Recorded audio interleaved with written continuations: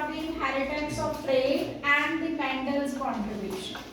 Mendel is considered to be the father of genetics. Father of genetics जो है, जो inheritance हम पढ़ रहे थे, inheritance या hereditary का father जो है, उसको Mendel को consider किया जाता है George Johann Mendel. He is considered as the father of genetics. उसको father of genetics या हेरिडिटरी का फादर बोला जाता है, इनहेरिटेंस का।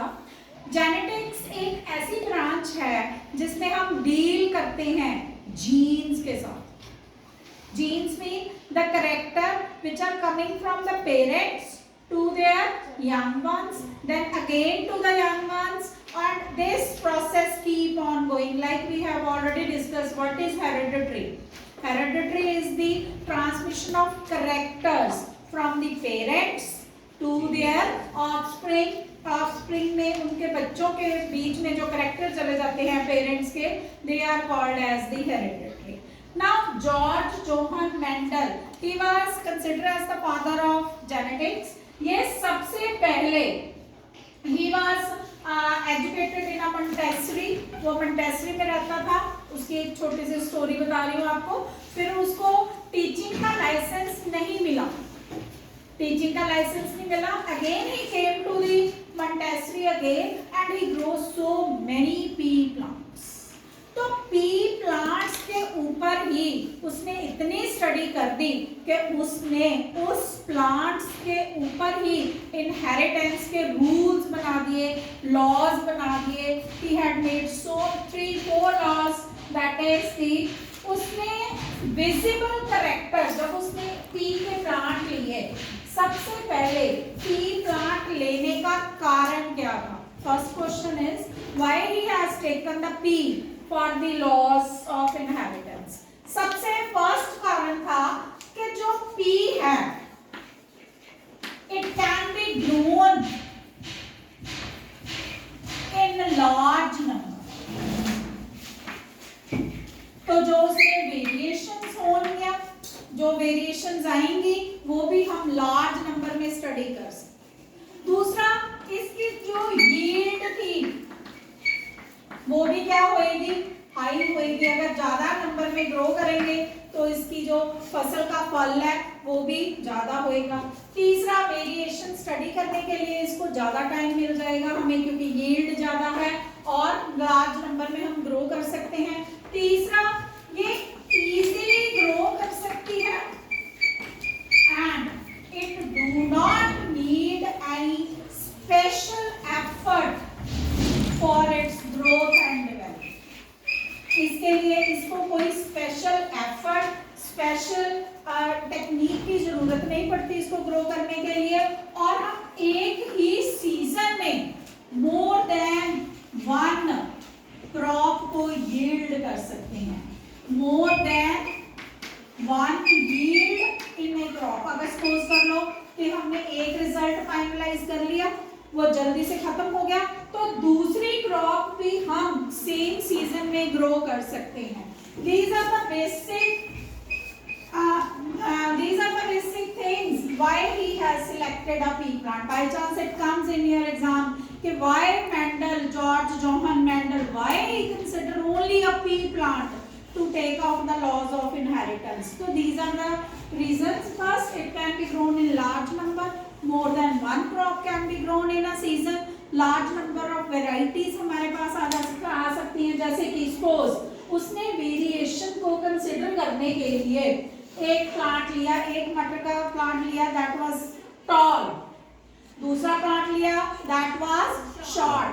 टॉल एंड शॉर्ट, जब उसने दोनों को हाइब्रिडाइज करवाया, दोनों को आपस में मिलाया, तो जो नया प्लांट बना, सारे ही उसमें पौधे जो थे वो बड़े थे, उसमें कोई भी छोटा पौधा नहीं।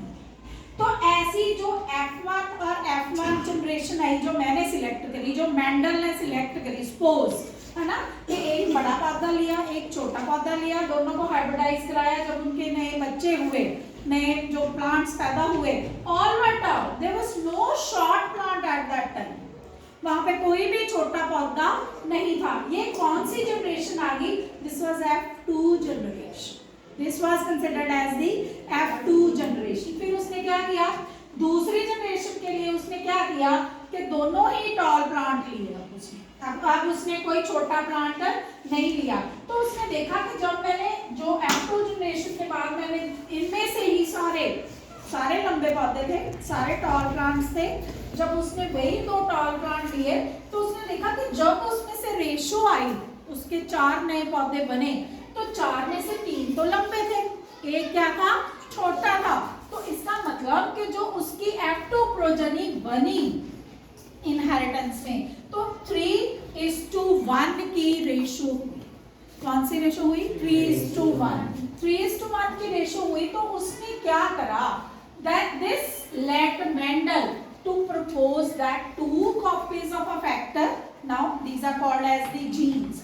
genes के मतलब इसके genes, जो छोटा प्लांट था इसका भी जीन था ना, जो नए प्लांट्स पैदा हुए, तो जो ये जो जीन्स हैं, these are the controlling trait, these are present in sexually reproducing organism, and these two may be identical means they are same, or it may be different, ये same भी हो सकते हैं और different भी हो सकते हैं depending upon their percentage। so एक पैटर्न जो है inheritance का, that is working, and all these things which he has taken, all this stuff, these are only the assumption, and we have shown this that inheritance of traits जो है 2 generation के बीच में कैसे जाती है।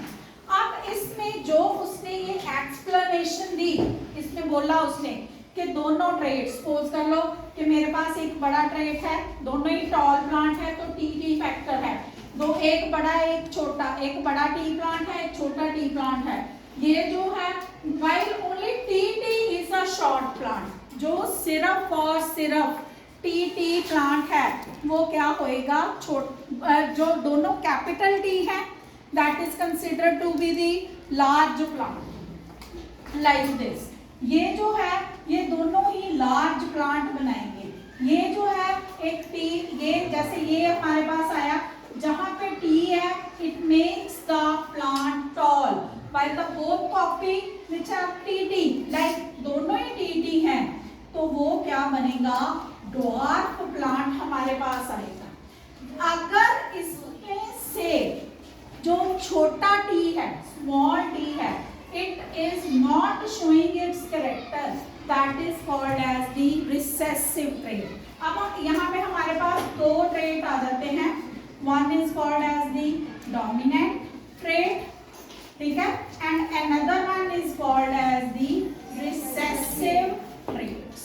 now dominant तो है that shows its character, जो अपने करेक्टर शो कर देगा, जैसे कि यहाँ पे इसमें करा है टी लार्ज हो गए सारे F1 में, तो जिसने अपने करेक्टर शो कर दिए that is called as the dominant trait। और जो अपने करेक्टर नहीं शो कर सकता, don't show, ठीक है, that is called as the recessive। वो चुपचाप से बैठ गया, उसका कोई भी करेक्टर यहाँ पे शो नहीं हो गया। now this is another process, you should know the dominant trait and recessive trait।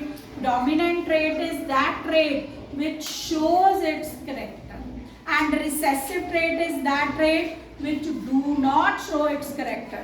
अब पेरेंट्स तो देखो, आपने हमने यहाँ पे देखे क्या, एक पेरेंट जो था वो टॉल प्लांट का था, एक पेरेंट जो था वो स्मॉल प्लांट का था, मींस दोनों में करेक्टर तो है, सपोज इसका कैपिटल टी और इसका स्मॉल टी आपस में जब कंबाइन करे और F1 जनरेशन बनी, अरे ये क्या हो गया, सारे के सारे ही प्लांट क्या है, कैपिटल टी वाले।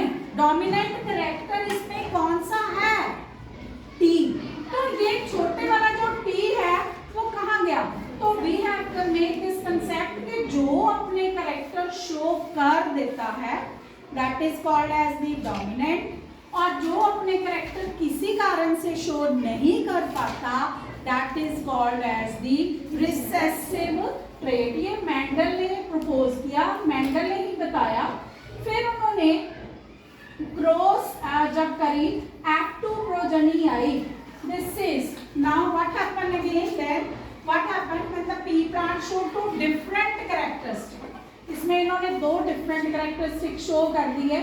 One is what to the progeny of a tall plant with round seed. जब उन्होंने tall plant लिया जिसमें round seed और short plant with wrinkled seed. एक उन्होंने plant लिया जिसका राउंड थे सीड्स और दूसरा उन्होंने लिया जिसके जो सीड्स थे वो क्या थे, wrinkled थे, छोटे थे seeds. Then what happened?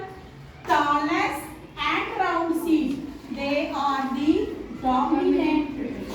Dominant मैंने अभी बताया. They show their characters.